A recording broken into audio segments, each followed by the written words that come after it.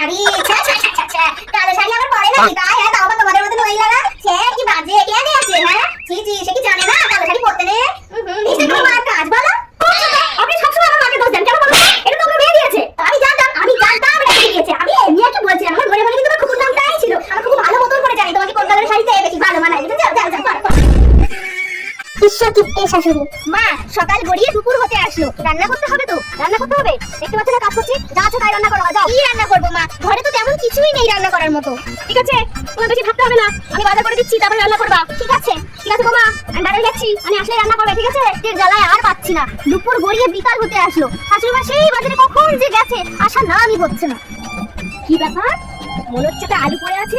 বাবা আলু দেখে ঘুম থেকে উঠেছি, এই আলুটা দিয়ে আমার 4 দিন চলে যাবে। আরে ওটা চালও পড়ে আছে।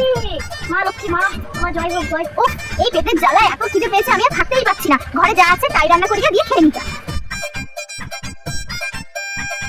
বাবা নিয়ে চলে এলাম। কই তুমি? কি ব্যাপার?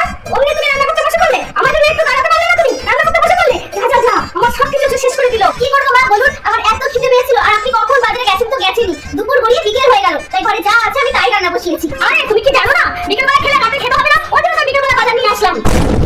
তুমি তেলের শেষে দিয়ে চলেছো কেন? তাতে করে তেল দিতে পারো না? এতগুলো তেল দিয়ে চলেছে। হ্যাঁ কোপাল তুমি আবার চালের দাম নিয়ে এসছো রান্না করতে? হ্যাঁ কালকে 200 গ্রামের চাল দিয়েছি তুমি, আর কতগুলো ভাত বেঁচে গেছিল, সেই ভাতগুলো আজকে আমাকে খেতে হবে মনে হচ্ছে। সেই ভাত তুমি কি করেছো? নিজে খেয়েছো না গরুকে দিয়েছো? আজকে আবার চাল নিয়ে এসেছো। হায় কোপাল, হ্যাঁ চালের দাম নিয়ে চলেছে। কালকে থেকে নিয়ে চালের দাম মধ্যে তালা দিয়ে রাখবো, বুঝতে পারলে? আর এতগুলো তেল তুমি কেন নষ্ট করলে? হ্যাঁ দেখেছো কতগুলো তেল নিয়ে এসছে। কেন কালকে তেল দিতে পারলে না? হ্যাঁ পুরো শিশে ভরে নিয়ে চলে এসছো। ঠিক আছে মা, যা হয়েছে হয়েছে। দেখি কি বাজার নিয়ে এসেছেন জানতে পারলে? এটা তো মা দেখুন, ঠিক আছে আধেকটা দিচ্ছিল না, খুব কষ্ট করে নিয়ে এসেছি আধেকটা। এটা দিয়ে কিন্তু 4 দিন চালাবে। আর দেখো এই যে আধেকটা গাজর আছে, আজকে অর্ধেক রান্না করবে, কালকে রান্না করবে অর্ধেক। আর এই কুমড়োটা আজকে ভাতে দেবে, আর 2 দিন পর পর ভাতে দেবে। ঠিক আছে? আর জানো তো আজকে মা লক্ষ্মীর ঘরে দেখো একটা আলু পেয়েছি, বুঝতে পারলে? এই আলুটা দিয়ে কমসে কম 1 মাস তো যাবেই যাবে, তাই না? আর শোনো এই যে সিম 3টে, এই একটা তোমার, একটা আমার, একটা আমাদের ছেলে। ঠিক আছে?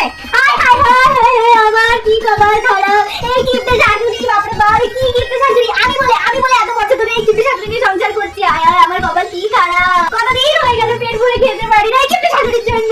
কিপটের একটা লিমিট আছে। হ্যাঁ আমরা তো লিমিটের বাইরে চলে গেছি। তুমি বুঝছো? কি বললে তুমি? পটল তুলবো? তুমি জানো পটলের কত দাম? আমা তোমাকে আর কষ্ট করে ঘুরে দিতে হবে না। কেন রে, তুই কি আমাকে ইনজেকশন কিনে দিচ্ছিস? না না মা, আমার রেজাল্ট দেখে আমাদের স্যার কি বলেছে জানো? বলেছে কি আমার মাথায় অনেক গোবর ভরা আছে, ওই গোবর দিয়ে তুমি ঘুরে দিও, বুঝলে? তোর স্যার কি বলেছে? সত্যি তোর মাথায় গোবর ভরাই আছে। জানিস না সবার কত উন্নতি হয়, আমার এখনো উন্নতি হলো না। সেই 10 বছর আগে একটা সিলিন্ডার কিনেছিলাম, এখনো ফুরাতে পারিনি। কেন কেন? গ্যাসটা এখনো ফুরলো না কেন? আর বলিস না, ওভেন কেনার পয়সাটাই এখনো জোগাড় করতে পারলাম না। কি করে গ্যাসটা শেষ হবে বল? মা শুনেছি ভালো কর্ম করলে নাকি ভালো ফল পাওয়া যায়। ভগবান আমার ফলটাকে কি বললো? আমি এত ভালো কাজ করছি, আমার ফলটা কোথায় গেল? আমার কি মনে হয় বাবা বলো তো, তোমার ফলটা মনে হয় ভগবান জুস করে খেয়ে নিল।